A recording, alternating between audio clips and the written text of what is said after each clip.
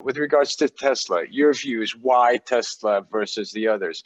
For me, it's always been confusing to find a company that's just starting out, being the size in terms of market cap, the size of the entire automotive industry at one point. So please, maybe you can explain some of that to me. Tesla is one of the most difficult companies to really understand and even more difficult to value. It's not a car company, it's not an energy company, and it's not a software company. Despite climbing by well over 500% in the last 2 years, Tesla stock, ticker symbol TSLA, is still ARK Invest's #1 holding by a huge margin, meaning Cathie Wood's performance is heavily tied to Tesla's. So in this episode, I'd like to show you how exactly I think Tesla fits into ARK Invest's current vision of the future, a few key competitive advantages they have over other automakers, and why Cathie Wood believes Tesla could still grow by 60% per year to $3,000 per share over the next 5 years. If you enjoy this type of commentary and analysis, consider liking this video and subscribing to the channel with all notifications turned on. That way you'll be the first to know when I come out with new research, regardless of how YouTube tunes its algorithm. Let's dive right into it, starting with ARK Invest's vision of the future and Tesla's place in it. A little over 2 years ago, Brett Winton, the director of research at ARK Invest, wrote a white paper called Disruptive Innovation. Why now? It's actually a really easy read and it's filled with great information. I've referenced this paper in many of my previous episodes and in all of my own investments. I'll leave a link to it in the description below, but there are 2 figures that I really think highlight ARK Invest's long-term vision of the future. The first one is a timeline of innovation platforms that have transformed humanity, going all the way back to the steam engine. The y-axis of this plot is the net impact of these technologies and innovations to our overall productivity. For example, think about how different our lives, our jobs, and the markets would be without the telephone, the automobile, and electricity, all of which started back in the early 1900s. Then we have computers in the 1980s and the internet in the early 2000s, each of which had huge positive impacts to our overall productivity. Today, ARK Invest has identified 5 innovation platforms that they think are about to change the world in huge ways: energy storage, artificial intelligence, robotics, genome sequencing, and blockchain technology. Here's the thing about Tesla. It exists at the intersection of 3 of these platforms: energy storage, artificial intelligence, and robotics. The intersections between these platforms are the point of the second figure I want to show you: ARK Invest's clusters of major innovation platforms. The big bubbles are the 5 key innovation platforms that are evolving right now, and the smaller ones are 9 more disruptive technologies that are evolving from their overlaps. Whenever I'm deciding whether or not to invest in a company, I always try to identify where it would go on this chart. As I begin highlighting Tesla's competitive advantages, let's keep track of which innovation platforms they fall under. Let's start with the core technology platform that Teslas are built on, their batteries, which are, in my opinion, their most immediate competitive advantage. Here's Cathie Wood putting Tesla's battery technology in this same historical context in a recent webinar with Camco Invest. Yeah, so Tesla, what happened there? Well, I think what happened was, again, these auto companies hadn't changed in 100 years, and they didn't have to. They changed incrementally. And here you get this upstart, this pipsqueak, this rebel, saying in the early days, I'm going to build my car on top of cell phone batteries.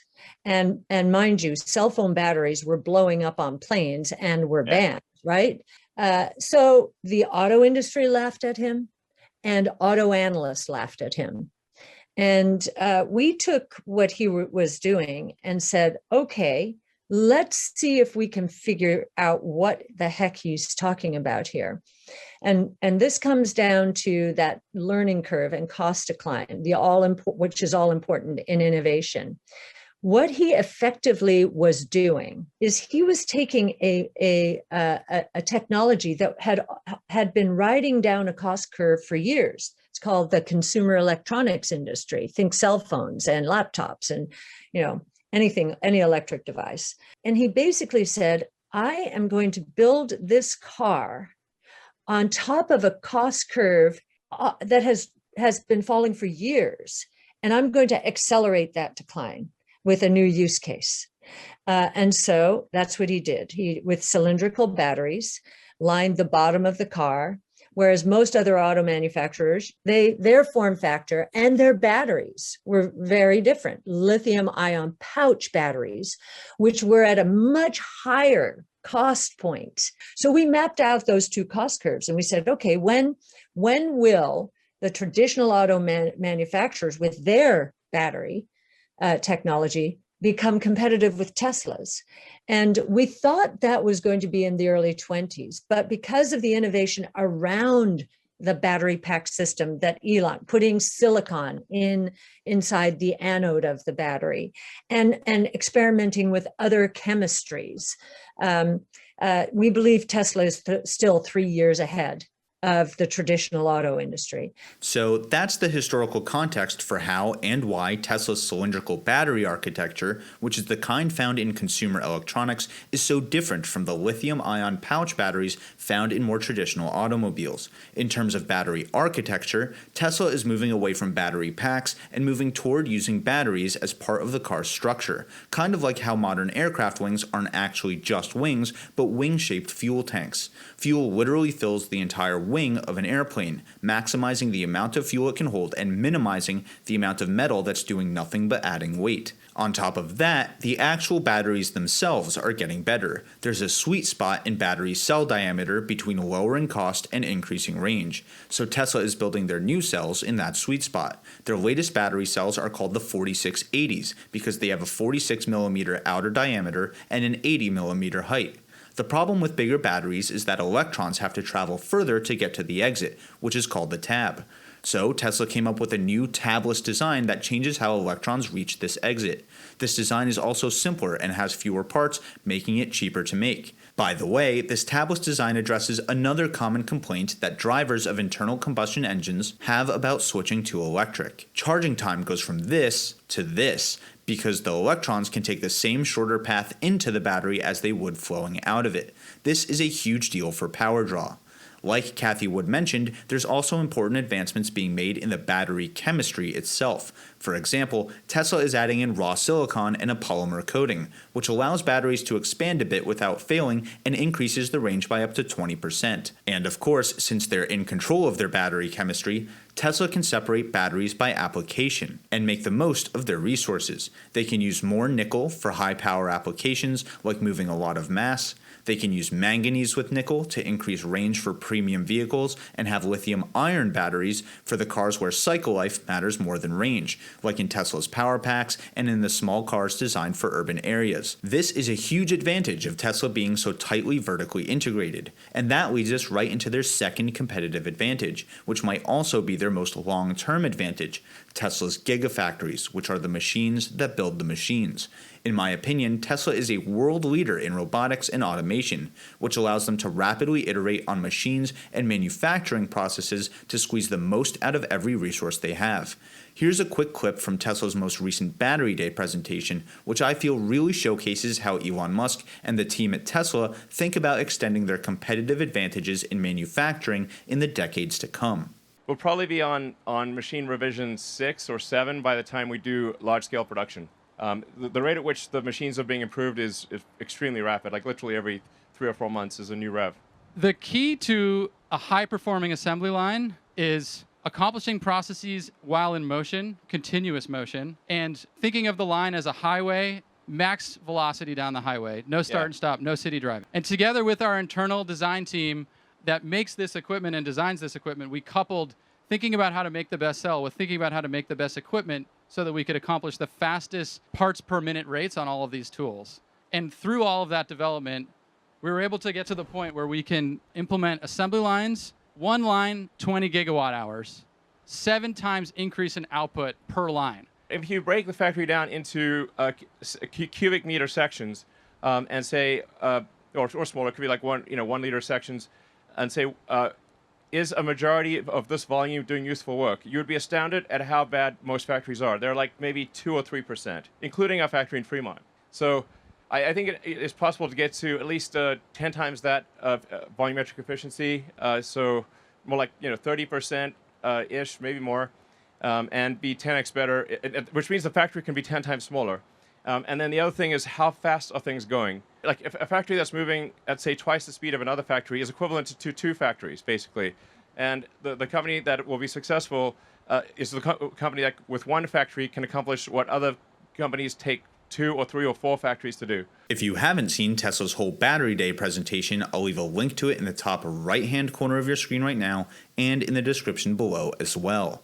It seems that Elon Musk also takes lessons from history. The continuous motion assembly lines of the Gigafactories are taking inspiration from those of printing, bottling factories, and even toy cars. Current car bodies are made up of hundreds of individual parts, which are made from many different materials and must be joined together in several different ways. Think welding, bolting, and adhesives.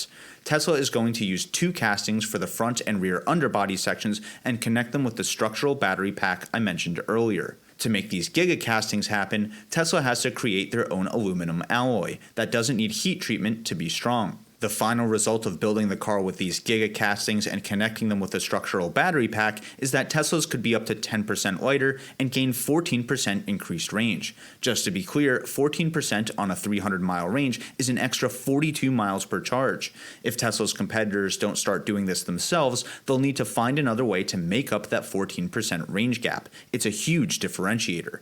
Currently, their wet process for making batteries requires several massive machines and processing plants to mix, coat, dry, and compress the electrodes. Note the human on each of these rows for scale. Their new dry electrode process turns the mixed powder directly into film. The powder takes far fewer, smaller machines to mix and can be applied as coating without being dried or compressed. Tesla's third competitive advantage is the one ARK Invest's valuation model for Tesla really depends on, the prospect of full self-driving, or FSD. To enable FSD, Tesla makes their own full self-driving chip and are billions of miles ahead of their competition when it comes to collecting training data for full self-driving. No one else is doing an AI chip. Tesla designed its own chip and took a leaf from Apple's playbook. This is very important. Why did Apple, the upstart in the cell phone market, why did it win the lion's share of the profits in that market? It saw the world a little differently. While Nokia, Motorola, and Ericsson were designing new phones with fashion in mind and form factor in mind, Apple said, wait a minute, this is going to be a computer.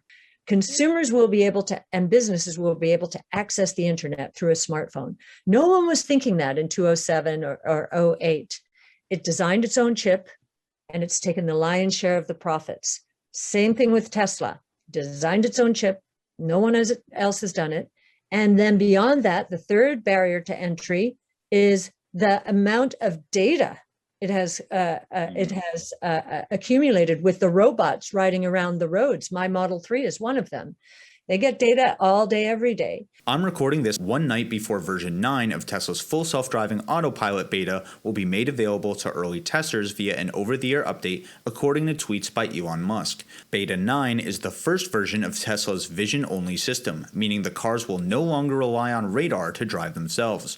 Range information helps cars do things like know when to brake for obstacles and maintain the speed of the car in front of them. Because they use radio waves, radars can see through snow, rain, fog, dust, and have no trouble seeing at night. However, radars tend to be pretty low resolution compared to cameras, meaning they have a harder time telling the shape of an object, so cameras tend to do that job.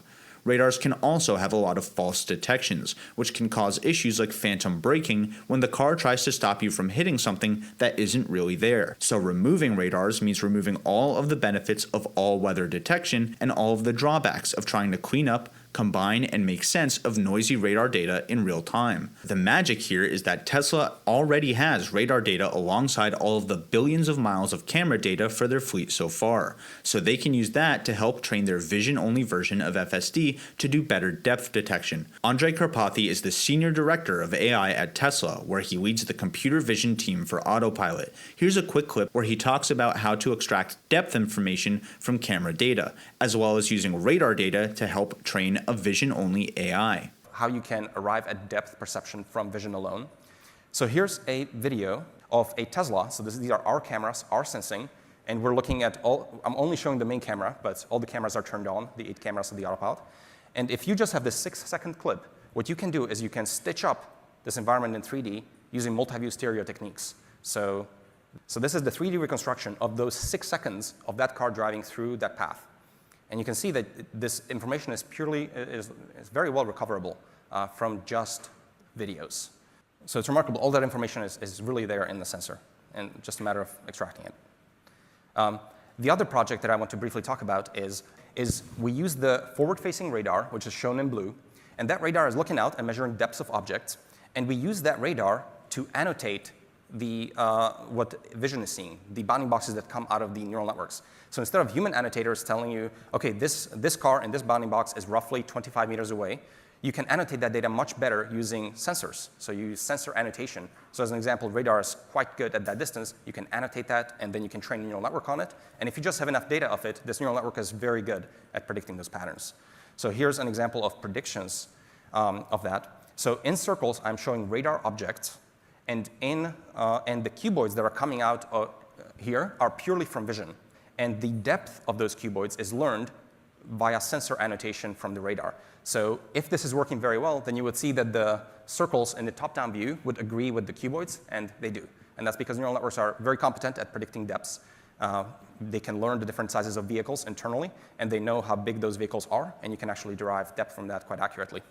Before becoming the senior director of AI at Tesla, Andrej Karpathy was a founding member and research scientist at OpenAI. And before that, he designed and taught the first deep learning class at Stanford. My point is, Tesla's expertise in artificial intelligence is as world-class as their expertise in robotics through the innovations in their Gigafactories, and their expertise in energy storage thanks to their innovations in battery technologies. So this is how I would map Tesla onto ARK Invest's clusters of major innovation platforms.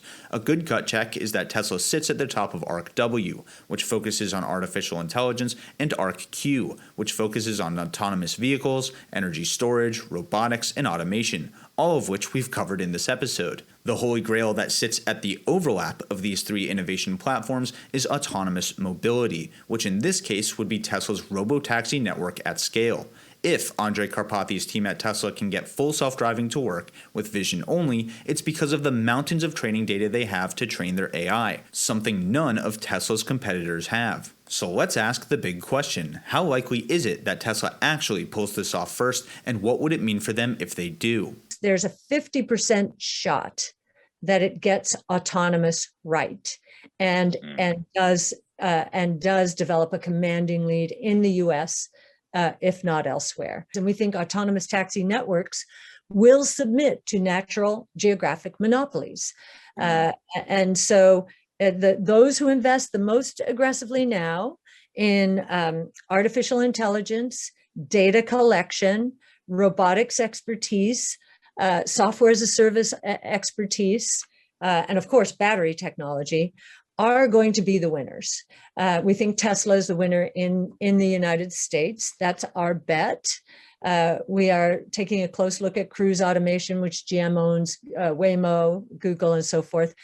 From what we can see, what we can discern, we think that Tesla is still in the pole position. So that's our $3,000 price target. The stock is, I guess it's closing in on $700 once again. So that's a healthy return over, I think it's north of 60% compound annual rate of return in the next 5 years. Coming out with a simpler, cheaper, vision-only solution before their competitors can come out with more expensive solutions that still rely on radar and LiDAR would mean multiple massive advantages for Tesla: lower costs, higher reliability, simpler maintenance, and so on.